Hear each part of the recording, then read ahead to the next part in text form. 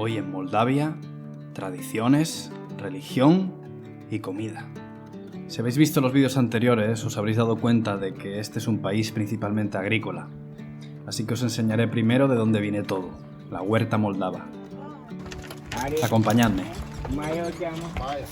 Pero antes me gustaría pararme en casa de Bunica Elena, que tiene unos árboles en el jardín llenos de nueces. Mirad cómo las abre llena.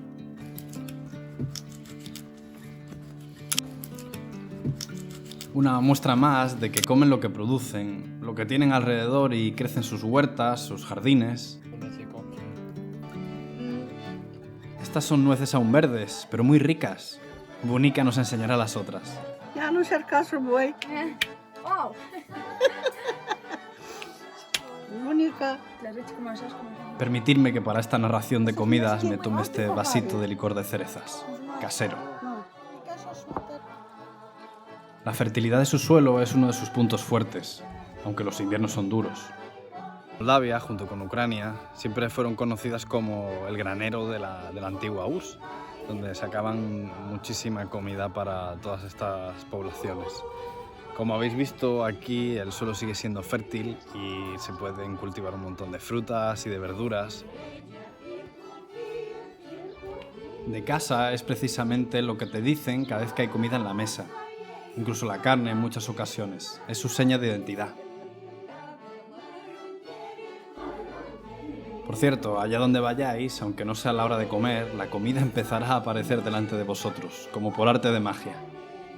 Siempre suele haber plachinta en la mesa, además de productos frescos de la huerta. Siempre te servirán algo de alcohol de bienvenida. Yo ya me he tomado el mío. Y luego, le de la bienvenida, la comida en sí misma. Siempre habrá smantana en la mesa, un producto lácteo con al menos 20% de grasa, que lo comen con todo.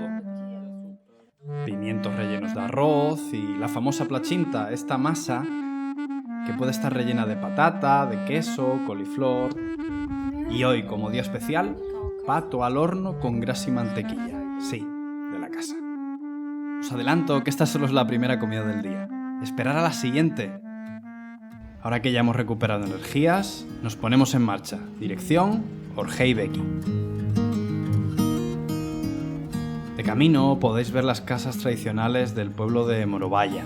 Muy interesante. A la vuelta entraremos en una. Y ya hemos llegado. Ha sido rápido.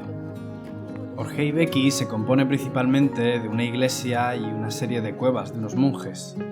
Están situadas en esta elevación que termina en barranco. Pero bueno, pongámonos en contexto.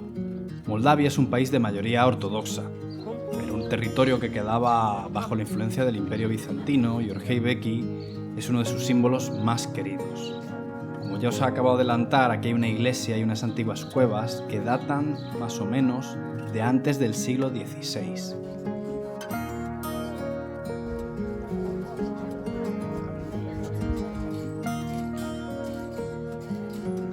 Algunas características de la rama ortodoxa es que se rigen por el calendario justiniano. Los sacerdotes pueden estar casados y realizan la señal de la cruz desde el hombro derecho. Por ejemplo, no hay estatuas en las iglesias, solo imágenes planas.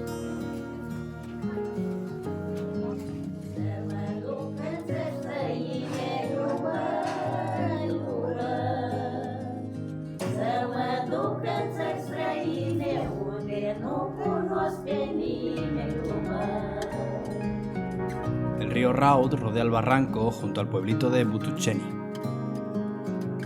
Los distintos símbolos nos van guiando por el camino.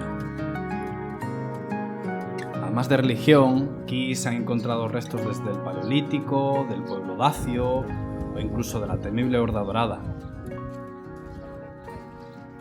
Bajemos a la cueva y veamos su monasterio primitivo. Este lugar es conocido por los monjes que aquí vivían, en que hay unas celdas monásticas excavadas en la roca y ellos debían permanecer constantemente en posición de oración. En los tiempos antiguos se dice que los Hayuk, bandidos cristianos, se refugiaban aquí después de atacar a los otomanos. Ahora quedan simplemente los monjes que se encargan de su mantenimiento. Un lugar más donde pedir deseos. Yo no dejaré pasar la oportunidad.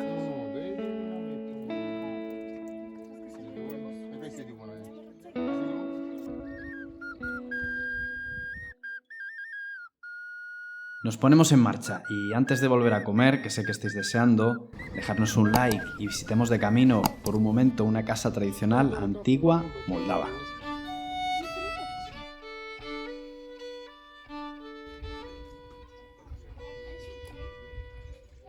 Me llaman la atención sus techos de cañas, sus patrones y motivos típicos. El folclore moldavo y sus tradiciones y celebraciones son respetadas por todos. Forman una parte esencial de este pueblo y, a mi parecer, se esfuerzan en mantenerlo.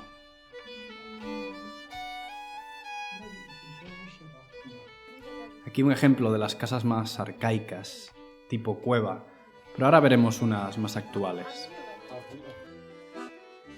La verdad que les gusta mucho este tono azul, ¿no? Nunca les pregunté por qué.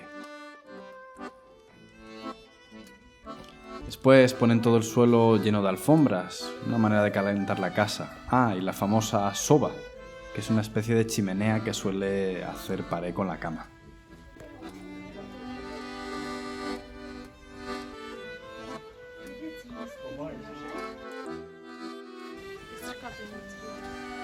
Bueno, ahora sí, la comida está a punto de llegar. Para el cambio de moneda, pues 100 leis moldavos son como 5 euros y podéis ver los precios en el menú. Como apunte, podríamos decir que este sitio es algo más turístico de lo normal.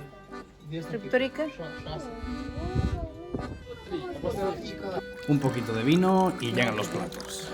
Primero la sopa de pollo con verduras y algo de pasta, se llama tseama. Es una sopa que suele ir de primero, perfecta para los días fríos. Otra vez plachinta, pero esta vez una versión algo más esponjosa y hojaldrada. Aquí viene el clásico, polenta. En Rumanía y en Moldavia se llama mamaliga, acompañado de un poco de carne de cerdo y queso de oveja. El plato estrella para el final, sarmale, una mezcla de arroz y carne enrollada en unas hojas de repollo. El truco es que se termina de cocinar al vapor. Todo un festín, ya veis. Así que nada, nosotros nos vamos al columpio y os esperamos allí hasta el siguiente capítulo.